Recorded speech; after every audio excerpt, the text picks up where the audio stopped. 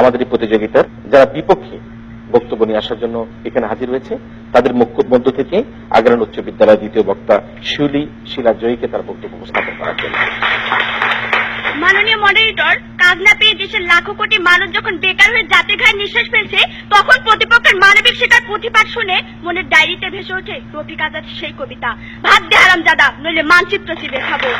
মাননীয় মডারেটর, ক্ষুধার্ত মানুষ যখন পেটে পাথর বেঁধে সান্ত্বনার গল্পটিকে লম্বা করে, তখন হৃদয়ের সেলুলয়েডে জেগে ওঠা সুকান্ত বলে ওঠে, ক্ষুধার রাজ্যে পৃথিবী গদ্যময়, পূর্ণিমার চাঁদ যেন ঝলসানো উঠে। এমন এক প্রেক্ষাপটে দাঁড়িয়ে বিতর্কের বিষয় যখন ব্যবহারিক শিক্ষা নয় মানবিক শিক্ষা এখন জরুরি, তখন দলগতভাবে আমাদের অবস্থান বিপক্ষে। ধন্যবাদ মাননীয় মডারেটর আমাকে বক্তব্য দানের সুযোগ দেওয়ার জন্য। মাননীয় মডারেটর, বিতর্ক মানে শুধু ছকে বাঁধা কিছু কথার ফুলঝুরি নয়, সামাজিক দায়বদ্ধতা একটি বড় প্রশ্ন।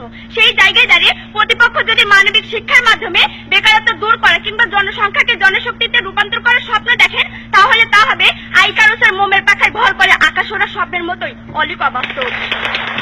মাননীয় moderator, Bangladesh millennium development goal অর্জনের পথে মাত্র 2 ধাপ পিছিয়ে, যার একটি হলো আর্থসামাজিক উন্নয়ন। এখন সেই আর্থসামাজিক উন্নয়নের পথে প্রথম বাধা হলো বেকারত্ব। লক্ষ্য করুন প্রতিপক্ষ, বিশ্ব শ্রম সংস্থা ILOর হিসাব মতে বর্তমানে বাংলাদেশে বেকার জনগোষ্ঠীর সংখ্যা 2,40,00,000, যা দেশের মোট জনসংখ্যা 13.4%। প্রতিবেদনে আরো বলা হয়, প্রতি বছর 22 লাখ মানুষ শ্রম বাজারে প্রবেশ করছে, যার মধ্যে কাজ পাচ্ছে মাত্র 7 লাখ মানুষ। মাননীয় মডারেটর, শিক্ষিত বেকারদের সম্পর্কে বাংলাদেশ উন্নয়ন গবেষণা প্রতিষ্ঠানের senior research fellow doctor Nazrin Ahmed বলেন, শিক্ষিত বেকার আমাদের নিজেদের তৈরি। যাদের শিক্ষিত বলা হচ্ছে তারা অনেকটাই গদবাঁধা নিয়মে শিক্ষিত। কারিগরি ও কর্মমুখী জ্ঞান সম্পন্ন মানুষ না থাকার কারণে দেশের অনেক প্রতিষ্ঠান যোগ্য ব্যক্তি খুঁজে পাচ্ছে না। প্রতিপক্ষ, এবার আমার প্রশ্ন হলো, কারিগরি বা কর্মমুখী শিক্ষা, যেটাকে আমরা ব্যবহারিক শিক্ষা বলছি, সেই শিক্ষাকে বাদ দিয়ে মানবিক শিক্ষার মাধ্যমে বেকার সমস্যার সমাধান করে কিভাবে সমৃদ্ধ বাংলাদেশ গড়বেন? প্রশ্ন রইল। মাননীয় মডারেটর, প্রতিপক্ষের প্রথম ও দ্বিতীয় বক্তা জোরালো ভাবে মানবিক শিক্ষার কথা বলে গেলেন, অথচ মাননীয় মডারেটর, বেকারত্বের অভিশাপ মেনে নিয়ে একজন যুবক যখন মাত্র 500 টাকার বিনিময়ে এক হাতে জীবন আর অন্য হাতে পেট্রোল বোমা নিয়ে মানবিক শিক্ষাকে কৌতুকময় করে তোলে, তখন প্রতিপক্ষ আপনারা কোনটিকে অধিক গুরুত্ব দেবেন? ব্যবহারিক শিক্ষা শিক্ষিত করে কাজের সুযোগটি তৈরি করে দেবেন, নাকি ওই যুবকের সামনে মিনতি করে বলবেন, খোকা মানুষত্ব মহাপাপ, চলো ঘরে ফিরে চলো? অথচ মাননীয় মডারেটর, ওই যুবক যদি ব্যবহারিক জ্ঞানে পারদর্শী হয়ে এক হাতে জীবন আর অন্য হাতে একটি কাজ তুলে নিতে পারতো, তাহলে তার জীবন হতো অনাবিল সুন্দর, দেশ হতো সমৃদ্ধ। তাই আমরা বিশ্বাস করি ব্যবহারিক শিক্ষার কোনো বিকল্প নেই।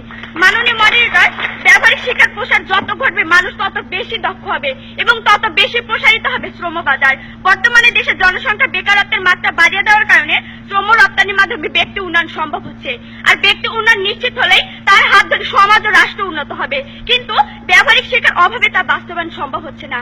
দক্ষ শ্রমিকের অভাবে আমাদের সম্ভাবনাময় রেমিটেন্স খাত বাধাগ্রস্ত হচ্ছে, থেমে যাচ্ছে রাষ্ট্রীয় উন্নয়ন, পরিবারগুলো জর্জরিত হচ্ছে দারিদ্র্যের কষাঘাতে।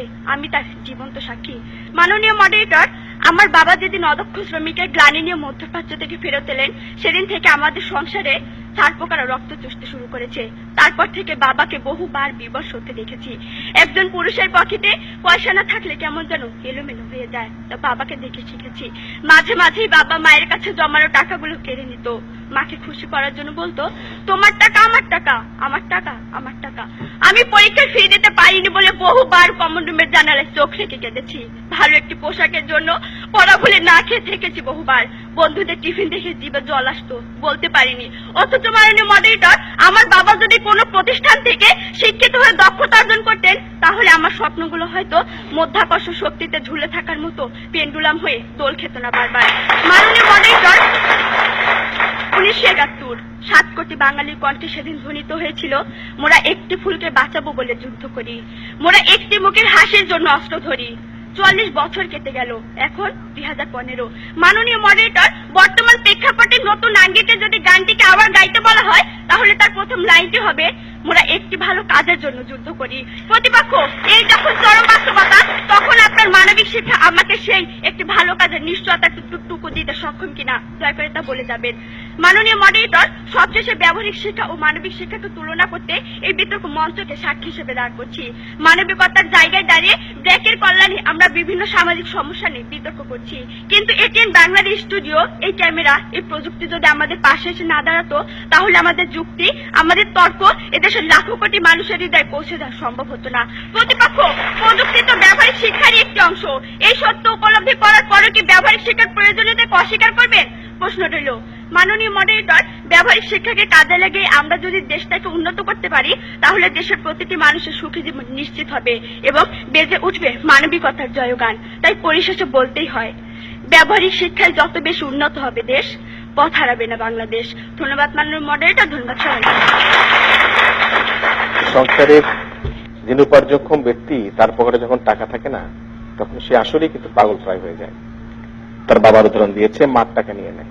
আমি আশা করি নিশ্চয়ই আমাদের প্রত্যেকেই তার এই আবেগ অনুভূতি বক্তব্যকে শ্রদ্ধার সাথে নিয়ে আমরা আমাদেরকে স্বাবলম্বী করে তোলার জন্য আমাদের যে ব্যবহারিক শিক্ষা, সেদিকে আবার মানবিক শিক্ষাও আমরা অবলম্বিত হয়ে চলব। يا رب العالمين الله الله صل على طه الأمين الله الله في كل وقت وحين الله